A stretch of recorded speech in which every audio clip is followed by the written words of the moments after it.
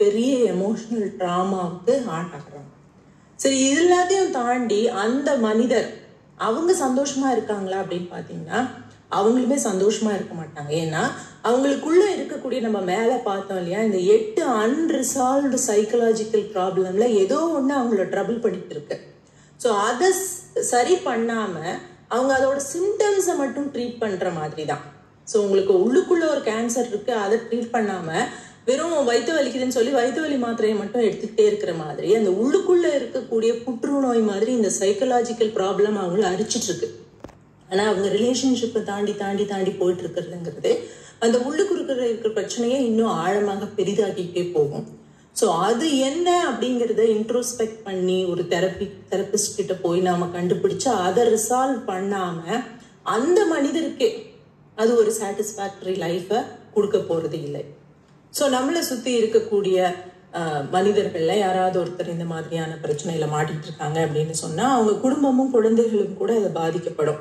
So இது police station போறதுனாலயோ அல்லது ஒரு ஜட்ஜு கோர்ட்டுக்கு போறதுனாலயோ இதுக்கு ஒரு நிரந்தர தீர்வு நம்மளால கொடுக்கவே முடியாது. அந்த ஜட்ஜையே கொண்டு போய் அவங்க வீட்லயே விட்டுறோம்னு வச்சுக்கோங்களேன், நீங்க உட்காந்து 24 மணி நேரம் உங்களை அதனால மட்டும் தீர்வு கிடைச்சிருமா என்ன? ஸோ இது அந்த மாதிரியான ஒரு பிரச்சனை இல்லை, பிரச்சனையை நம்ம பார்க்க முடியாது. ஒருத்தரை நம்ம எப்போதுமே தொடர்ந்து கண்காணிப்புலையும் வைக்க முடியாது.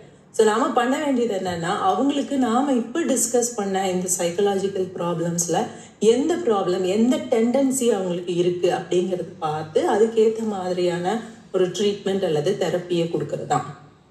ஸோ அதே மாதிரி நமக்கு நம்மளோட லைஃப்ல ஒரு கிளாரிட்டி இருக்கிறதுக்கு, நம்மளோட ரிலேஷன்ஷிப்ஸ்ல ஒரு கிளாரிட்டி இருக்கிறதுக்கு நமக்கு நாமே சில கேள்விகளை கேட்கணும்.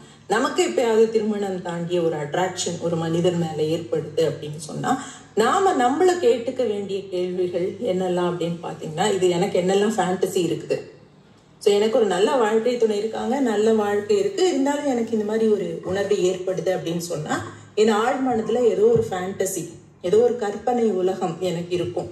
அந்த கற்பனை உலகம் என்ன அப்படிங்கிறத நம்ம திரும்பி போய் ரீவிசிட் பண்ணணும். ரெண்டாவது, எக்ஸ்பிரஸ் பண்ண முடியாத வலிகள், ஆசைகள், சிந்தனைகள் ஏதாவது நம்மளுக்கு இருக்கா? மற்றவங்க கிட்ட அதை எக்ஸ்பிரஸ் பண்றதுல நமக்கு அது ஒரு பயம் இருக்கலாம், அல்லது ஏதோ ஒரு தடை இருக்கலாம், அல்லது அவங்க அதை திருப்பி நம்ம மேல யூஸ் பண்ணிடுவாங்களோ, சரி என்ன இப்படி லூஸ் மாதிரி பேசுறாங்க எல்லாம் நினைச்சிருவாங்களோ அப்படின்னு ஒரு குழப்பம் இருக்கலாம். அதுக்கு தான் நம்ம தெரபிஸ்ட் கிட்ட போறோம். ஒரு நான் ஜட்மெண்டலான ஒரு பர்சன் நமக்கு வேணும் அப்படிங்கிறதுனால.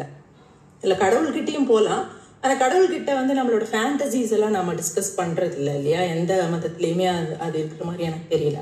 ஸோ ஒரு நான் ஜட்மெண்டல் பர்சன் வேணும் அப்படிங்கும் பொழுது இதர் அது கடவுளா இருக்க